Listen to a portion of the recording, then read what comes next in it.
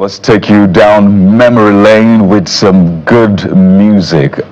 Before the big three, I don't know if it's a big four, a big five, I don't know what it is, but before Afro beats, we had high life music. We had music that'll make you groove, at the same time make you think, get you out of depression. Yeah, I mean, they say good old days, right? So maybe we relieve the good old days in the spirit of Throwback Thursday, as they say. And we're joined by legendary High Life anchor, producer, and singer, Mr. Peter Imona Omoaka, joins us virtually from Benin City, the Edo State capital. Good morning, sir. Hey, welcome to the Morning Brief. Good morning. Thanks for the program. We really hope the network will do justice to this conversation. And I just want to ask you straight up, the music scene now and the music scene then, what is a marked difference for you? Because the present music is not in our DNA. The music that we know that is Africa is Highlife music, Afrobeat. These are in our blood. But these days, the kind of music we play is copied. We no longer use our brains to work. All we hear now is music coming directly from the keyboard. That is what they call it. You just program it and it goes one way. In the days gone by, you get the saxophonist playing his own. He could be the one to start. The drums could be the one to start. The bass guitar could be the one to start. But of these days, it's just one line. You hear the program one line, no variation, no changes at all. All you need to do is to put your voice there, and the people start jumping. I said, what kind of music are we now playing? Listen to the kind of music that Victor White played. Listen to the kind of music that Rex Lawson played. You hear different kinds of instrumentation. And when you are saying, oh, this one is good, another rhythm, to blend, and you know when you are dancing, that music you are dancing to is something that will make you feel relieved. You feel free, whether you are mourning or you are celebrating good things. Music is always, when you hear variety of music, when you hear variety of instruments, make you think. Many things that would have been in your mind will change. Just know, and I don't know how we can come up with Chinese way of playing music. If you to another, you give let them play music. I tell you, they will give you different colors of instrumentation. Then when the voice blends, you know we are good. Well, it's beautiful the way you put it.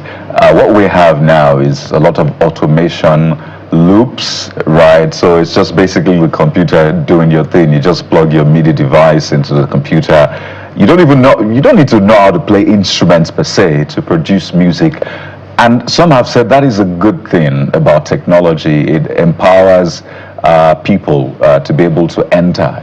Then you used to have very high entry requirements. You need to be able to play the guitar well. You need to have a guitar, right? Buy a guitar, be able to play it. But these days, just get a laptop, get a MIDI controller, and you're playing all sorts of instruments, saxophone, guitar, keyboard, and all of that. So for some, that's the benefit. But I'd like you to speak to, again, the fact that it's a global village, right? And this is what happens in other climes. If we want to be competitive, we shall naturally do things in a more efficient and effective way. So to that extent, would you say technology at least is positive? No, I think this technology of music is draining our talent. And I think we need to go back to when we can read from the brain.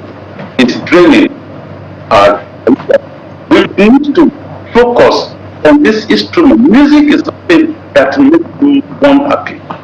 This is that it gives us up. If you listen to Congo music, you listen to I like music. You see the color of songs different from the one we are talking about this technology. If we go back to the days that That is. All right, so I'd like you to speak to the beauty of highlife music. You know, some would say that it may have originated from Ghana, but then spread to other parts of West Africa. But Nigeria has, you know, owned pretty much the highlife music brand. But you know, with the exit from live stage of musicians like Victor Wifo, Sir Victor Wifo, Sir Lando Julius, what's the fate that you think now of highlife music? Afrobeat seems to have been sustained and it's taking on a life of its own, even you know, in that space of the Gen Z. But what do you see happening really to the highlife music brand? Let me start from the first question you asked about the origin. The origin of highlife music cannot be pinned to either Ghana or Nigeria, but we know it is a West African music that involved when there was this slave trade.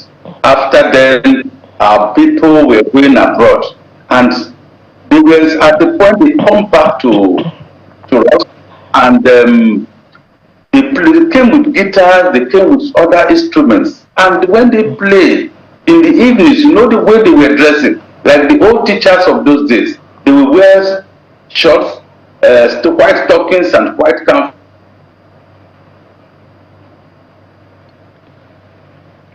Playing these instruments, and that is how they were looking at them and say, this is high life. They are high life people. They play high life music. It was different from the traditional cultural music we were playing, but they were blending it the African way. That is the way those in Ghana started theirs, and those in Nigeria started theirs too. They were playing, and people copied them. And I tell you, then you go to what can I say, club now, tents, built with a touch. And when you want to enter, if you are not a member or you are not a high class person, you cannot go there. That was the origin. But in Africa, in West Africa, it was all over. Those who came from abroad, they called them to them. And they were the people that actually originated this kind of music. Then coming to the present day, you were talking about the Afrobeat.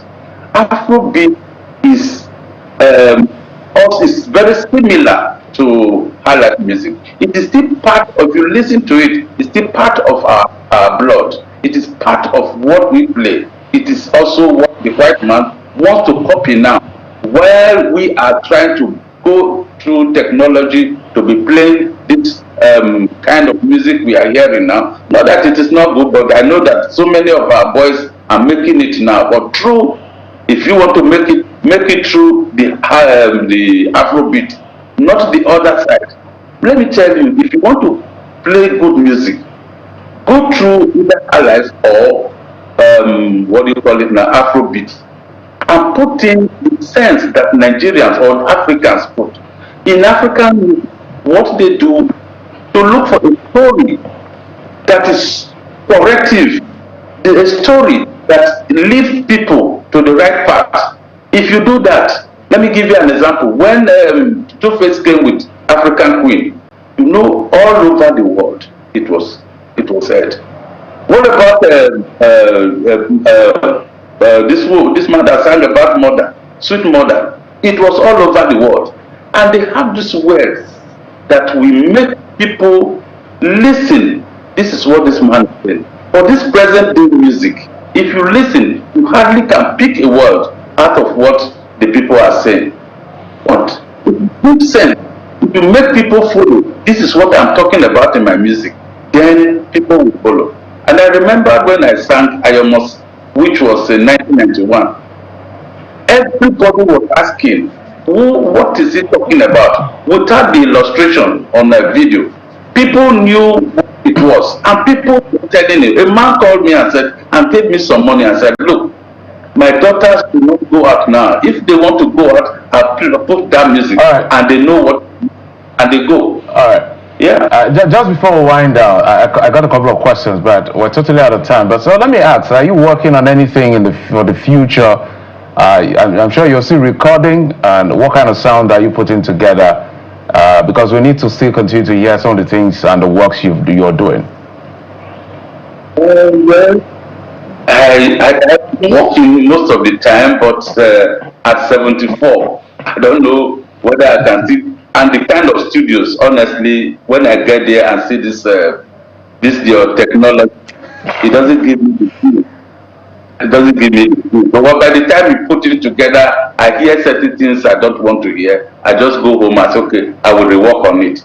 But most of the times, I like to get the boys that played in those days to play live instruments for me, and that is what I'm thinking of doing. I know before I go that I will still come out with something new. I have the plan. No matter what, computers, machine learning can never replace human creativity. It can try, it can mimic it, but nothing really can come close to that. Doing it real life. We have to thank you so much for, reminding us yet again the value in handwork and brain work.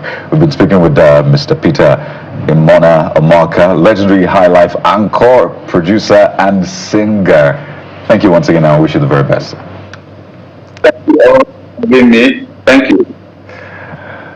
Well, something to certainly chew on, particularly in this age of artificial intelligence and the rest. But we'll go on a break now. When we return, we'll talk about your personal branding, communication, and the rest. So stay with us.